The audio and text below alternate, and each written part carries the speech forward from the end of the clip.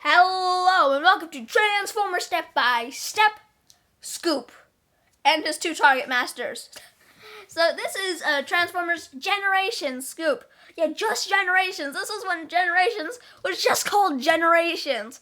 I got him second hand, so that's why it doesn't come with his box or comic book that comes with him. Honestly, I'd love to read that, but honestly, it doesn't matter. It's fine. I heard it was sort of subpar. But this is Transformer Generation Scoop, and he comes with two Target Masters, which, if you have no clue what that is, Target Masters come from the Action Master era, I believe, of Transformers, when Transformers didn't transform, which is the weirdest idea they ever had, and there's no way they would ever bring it back. Oh yeah, R.I.D. No, not R.I.D. R.E.D. Red, Robot Enhanced Design. I'm gonna I want to go on a rant about, like, why?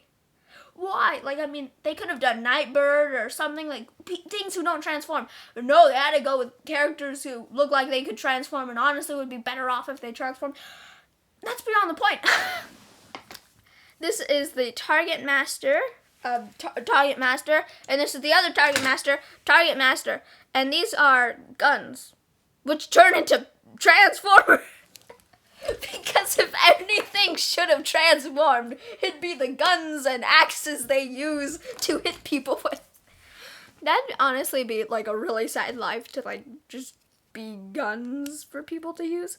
To transform them, you just flip out the arms on the back, flip the handle they have away, and flip the gun barrel down.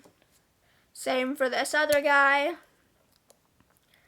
And boom, you have the two people he uses to shoot people with. And they're tiny. Let's do a little bit of a pencil test with them.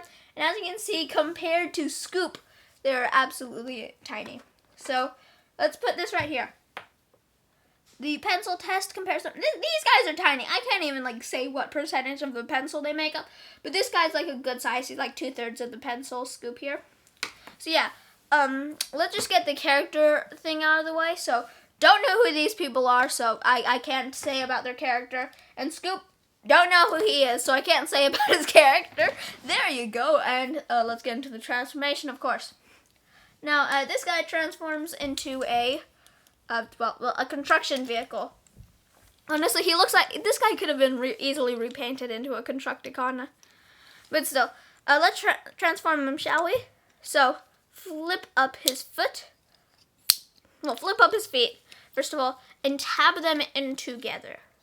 Next thing you want to do is flip out his hinges on his knees. By the way, that actually really increases posabilities because now he has, like, double hinges at the knees.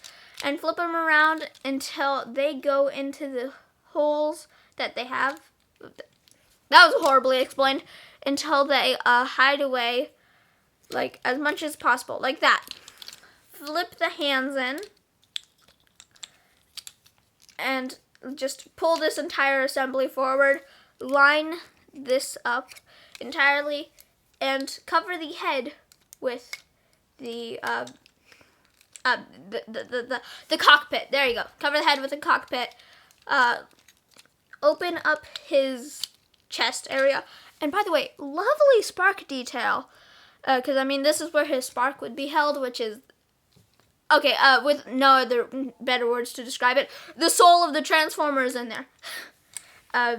Flip this entire assembly upwards. Flip the arm thingies down until they look like this.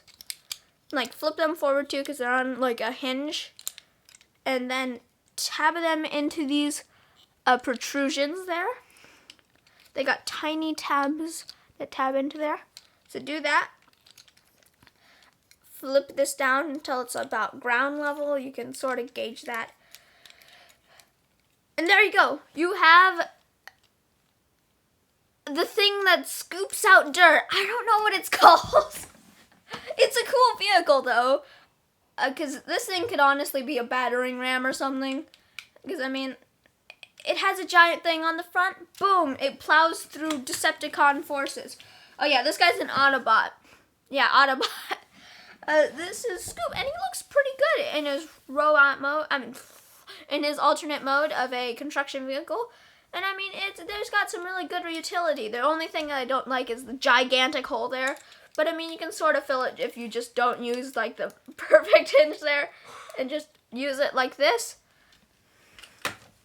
These guys can just easily plug into the back, because this is like the only figure that has like 50 plugs, because he, well, this is the only figure in like Generations, well, the first Generations that was actually called Generations, that has like 50 holes in him that would eventually be like line wide as siege ports.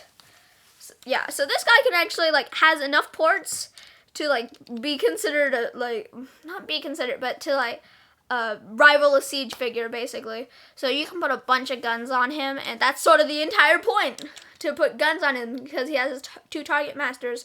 So as he charges into people with the deadliest weapon on his front, a giant scooping mechanism, he can shoot people with 2 people.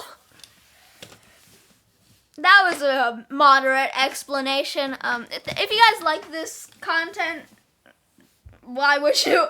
If you guys like the content, though, please hit that like button and subscribe. I'll see you in the next video. Bye-bye. Also, by the way, quick side note, the place I got this at was Retro Madness. Really cool store if you're a geek. Not sponsored at all. It's just a place I like to go to a lot. And I got them at there, I think. So, yeah. A bunch of cool figures. Actually, no. Got this guy at a different store. Still plugging at it, though, because, I mean, it's a geek location. I got this guy at Dallas Vintage Toys. Really cool location, too. It's like Retro Madness, actually. Both are one and the same, I guess.